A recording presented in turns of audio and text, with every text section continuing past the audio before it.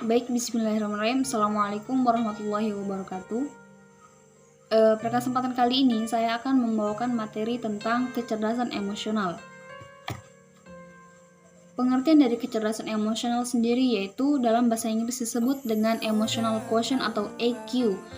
Adalah kemampuan seseorang untuk menerima, menilai, mengelola, serta mengontrol diri sendiri dan juga orang di sekitarnya. Dalam hal ini emosi mengacu pada perasaan terhadap informasi akan hubungan, sedangkan kecerdasan atau intelektual mengacu pada kapasitas untuk memberikan alasan yang valid terhadap suatu hubungan tersebut. Kecerdasan emosional belakangan ini tidak kalah penting dari kecerdasan intelektual itu sendiri. Menurut Howard Gardner, terdapat 5 pokok utama dari kecerdasan emosional seseorang, yaitu mampu menyadari dan mengelola emosi diri sendiri, memiliki kepekaan terhadap emosi orang lain. Yang ketiga yaitu regulasi diri atau menyadari emosi diri sendiri dan dampak yang diberikan terhadap orang lain. Yang keempat yaitu mampu merespon dan bernegosiasi dengan orang lain dengan menggunakan emosional. Yang kelima yaitu dapat menggunakan emosi sebagai alat untuk memotivasi diri. Yang selanjutnya yaitu tanda kecerdasan emosional rendah. Yang pertama yaitu mereka selalu harus benar.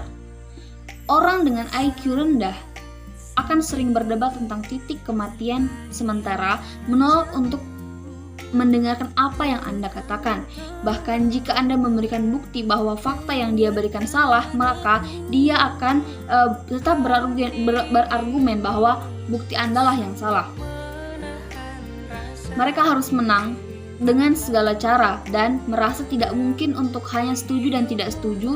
Ini terutama benar jika orang lain kritis terhadap bagaimana individu tersebut tidak memahami keadaan orang lain. Yang kedua, yaitu mereka tidak mengetahui perasaan orang lain. Banyak orang dengan IQ rendah tampaknya tidak menyadari perasaan orang lain. Mereka mungkin akan sangat terkejut ketika pasangan mereka marah atau rekan kerja mereka tidak menyukainya. Bukan hanya itu, mereka merasa terganggu jika orang lain mengharapkan mereka ingin dipahami tentang perasaan mereka. Yang ketiga yaitu mereka berperilaku tidak peka. Sebagian besar orang dengan IQ rendah tidak tahu hal yang benar untuk dikatakan. Mereka juga mungkin gagal dalam memahami waktu yang tepat dan tidak tepat untuk mengatakan sesuatu. Yang selanjutnya itu mereka menyalahkan orang lain atas masalahnya. Orang dengan IQ rendah memiliki sedikit wawasan tentang bagaimana emosi mereka dapat menyebabkan masalah. Satu hal yang tidak akan dilakukan orang dengan kecerdasan emosional rendah adalah meminta pertanggungjawaban diri atas apa yang telah mereka lakukan. Lalu, mereka memiliki keterampilan mengatasi yang buruk. Ketidakmampuan untuk mengatasi situasi bermuatan emosi menjadi indikator IQ rendah. Emosi yang kuat, baik milik mereka sendiri maupun orang lain, sulit dipahami bagi mereka yang memiliki kecerdasan emosional yang rendah. Yang selanjutnya yaitu mereka punya ledakan emosional. Kemampuan untuk mengatur emosi adalah suatu komponen kecerdasan emosional. Orang dengan IQ rendah sering kesulitan memahami dan mengendalikan emosi mereka. Mereka mungkin menyerang secara reaktif tanpa memahami apa yang sebenarnya mereka rasakan dan mengapa mereka begitu marah. Yang ketujuh itu mereka mengubah percakapan menuju diri sendiri. Orang yang tidak cerdas secara emosional cenderung mendominasi pembicaraan, sekalipun mereka mengajukan pertanyaan-pertanyaan yang tampaknya mendengarkan dengan bersungguh-sungguh.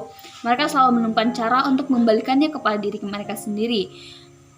Biasanya mereka harus membuktikan bahwa apapun yang Anda lakukan atau apapun yang Anda alami, mereka pernah mengalaminya lebih buruk atau lebih baik dari yang Anda alami sekarang. Kiat untuk meningkatkan EQ. Yang pertama, mendengarkan. Jika Anda ingin memahami apa yang orang lain katakan atau apa yang orang lain rasakan, langkah pertama itu memperhatikan.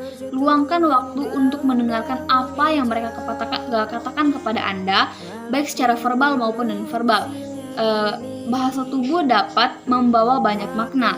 Ketika Anda merasakan bahwa seseorang merasakan hal tertentu, pertimbangkan berbagai faktor yang mungkin berkontribusi terhadap emosi.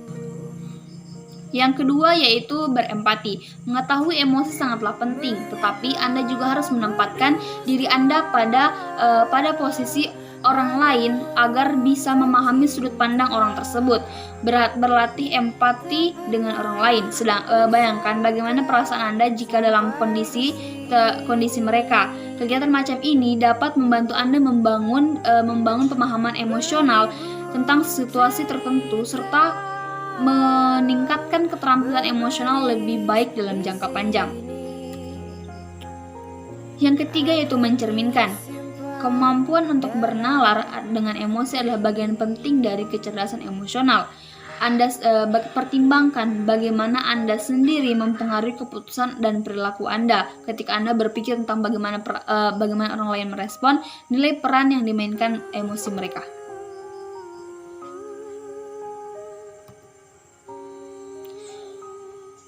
4 hal dalam hidup Anda yang bisa berantakan tanpa EQ, yaitu yang pertama, kinerja Anda dalam lingkungan pekerjaan atau lingkungan sekolah. Yang kedua, kesehatan fisik.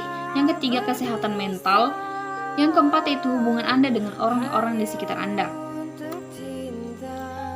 Mungkin hanya itu yang dapat saya sampaikan. Kurang dan lebihnya mohon dimaafkan. Wassalamualaikum warahmatullahi wabarakatuh.